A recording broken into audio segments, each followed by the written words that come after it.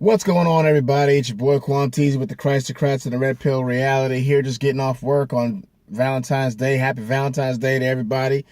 And it looks like, you know, your President Trump is going to be signing a bill that is supposed to be a compromise so that the government doesn't get shut down. Now, what is hilarious is that your president, my president, Donald Trump, keeps outsmarting these Democrats, right? I don't understand how they just keep getting outsmarted.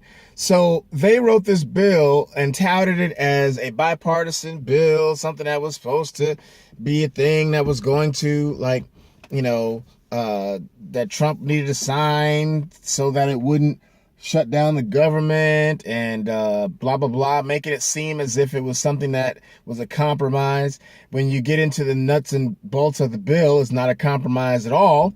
And he doesn't get his money for his wall, right? And so yet again, they send up something that is not a compromise, touting it as one, thinking that the American people and Republicans and the president is stupid.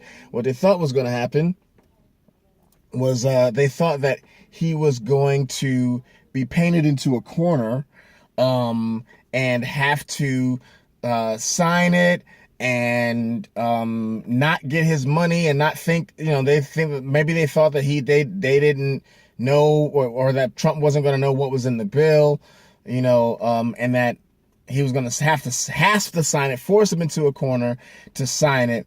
So that they can be the heroes, so the government doesn't get shut down, and they could say that they didn't compromise or whatever, getting them a political victory. Forget about caring about what the American people want.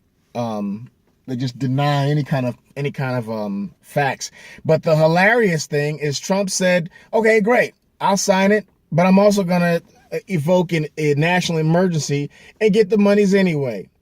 So not only does he sign it and keep the government open, so he gets a win there, but he's going to do the national emergency so he can get the money for his wall there as well. So he gets a double two-way, he gets a win on both things. He gets what he wants, and he keeps the government open at the same time.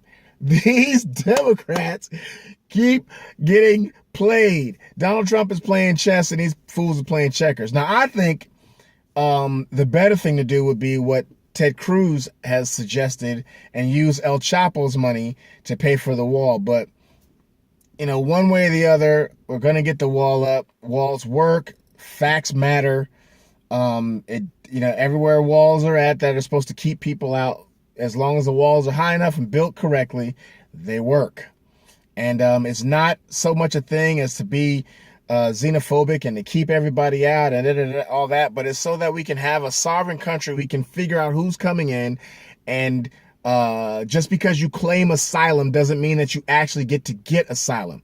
Asylum, for those of you that don't know, is only there's a parameter for having asylum. There's parameters. You can't just say asylum there's no such thing as economic asylum. It's not. Asylum, as it is written out, and the rules is that people can claim asylum if they are being religiously persecuted, their lives are in danger for their religious purposes, or they're being threatened by their families are being directly threatened, their lives are in danger because of religious purposes, or it was religious purposes and one other thing, but it's not economic.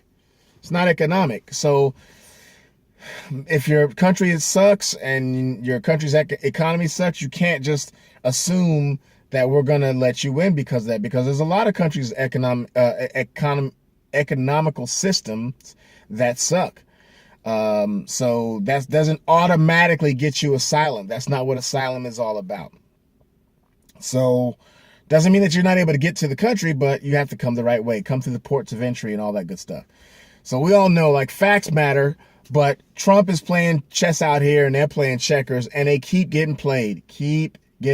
But of course, they're like that little kid that gets beat, or the kid in high school that gets beat in something and never accepts the fact that they've gotten beat. They always, they're not going to accept the fact that they got played again. And that, at the State of the Union address, Trump played them, made them look dumb. Here they made him look. He's making him look dumb. So we'll see what happens. But again, it's another win for us. Y'all have a good afternoon.